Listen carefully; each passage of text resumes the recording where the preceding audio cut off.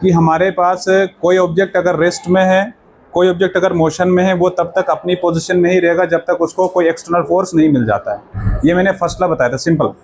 Second law मैंने बोला था किसी भी ऑब्जेक्ट का अगर मोमेंटम चेंज होगा वो डायरेक्टली प्रोपोर्शनल होगा किसके, फोर्स के। जितना ज़्यादा फोर्स मिलेगा उसका मोमेंटम उतना जल्दी चेंज होगा।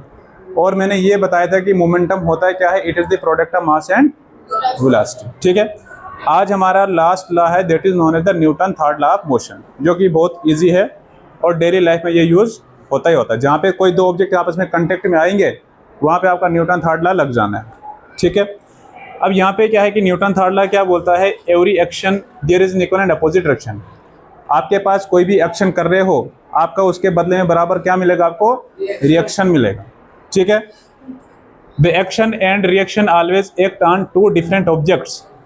हमारे पास एक्शन और रिएक्शन अलग अलग दो ऑब्जेक्ट्स पे लगता है।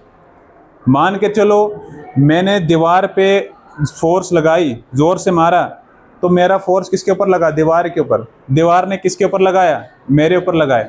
समझा रहे मेरी बात। तो यहाँ पे दो बॉडी के ऊपर क्या लग रहा है, फोर्स लग रहा है। मान के चलो ए ने फोर्स लगाया बी को, और बदले में बी ने भी किसको लगाया, ए को लगाया। तो यहाँ पे दो बॉडीज के ऊपर क्या लग रहा है, फोर्स लग रहा है। इसीलिए यहाँ पे बॉडी के ऊपर जब अलग अलग फोर्स लगता है तो यहाँ पे क्या हो जाता है, आपकी फोर्स कैंसिल नहीं होती है। समझा रहे मेरी बात, यहाँ पे फोर्स कैंसिल नहीं होती, इसलिए हम क्या कर जाते हैं, आगे मूव कर जाते हैं। समझा रहे मेरी बात। आप में से ये भी पूछ सकते हो कि सर आप क्या बोल रहे हो कि बराबर एक्शन भी रिएक्शन भी बराबर हो रहा है, तो हम मूव कैसे कर रहे हैं, वो बैलेंस आ गया ना। फिर मैंने आपको क्या बोला, यहाँ पे दो ऑब्जेक्ट्स के ऊपर अलग अलग फोर्स लग रही है, अपोजिट डायरेक्शन में लग रही है, जिससे ये कैंसिल आउट नहीं हो पा रहा है, इसलिए हम आगे मूव कर जाते हैं।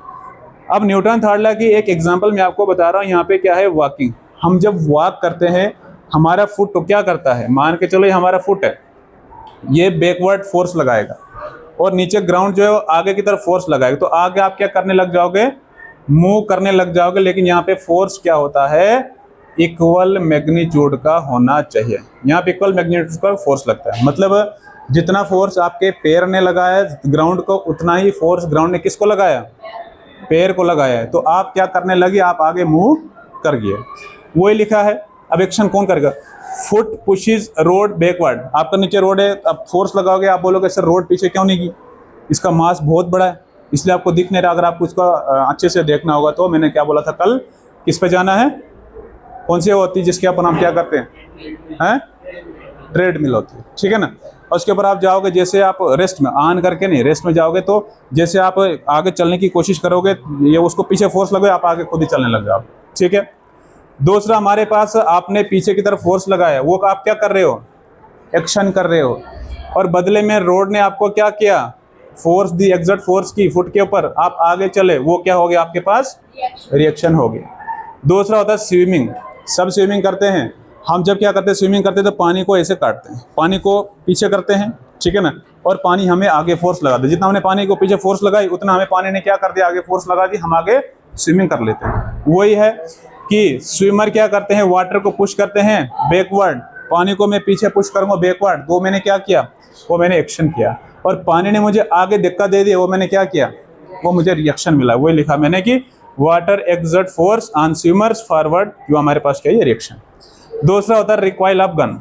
सबको पता है कि एक बुलेट जो होती है, जब हम उसको राइफल में से निकालते हैं, बुलेट जब हम निशाना लगाते हैं तो क्या होता है, जितना बुलेट उस गन को फोर्स लगाता है उतना ही जो बुलेट गोली होती है वो पीछे फोर्स लगाती है। That is known as the recoil of the gun, क्योंकि वहाँ पे भी क्या हो रहा है, इक्वल एंड अपोजिट रिएक्शन हो रहा है। ठीक है, तो ये हमारे पास क्या है, ये हमारे पास न्यूटन थर्ड लॉ बोलता है, there is always equal and opposite reaction. आप कोई भी, जितना आप किसी के ऊपर फोर्स लगाओगे बदले में उतनी भी फोर्स आपको वहाँ से मिलेगी। ठीक है, तो ये हमारे पास कुछ एग्जांपल्स थे किसके, Newton third law of motion. ठीक, तो अब जो हमारे पास फर्स्ट लॉ भी कंप्लीट हो चुका है, सेकंड लॉ भी कंप्लीट हो चुका है, थर्ड लॉ भी कंप्लीट हो चुका है। इसमें जो हमने एक चीज सीखी थी वो मोमेंटम मैंने आपको बता दिया था, वो मोमेंटम क्या चीज होता है।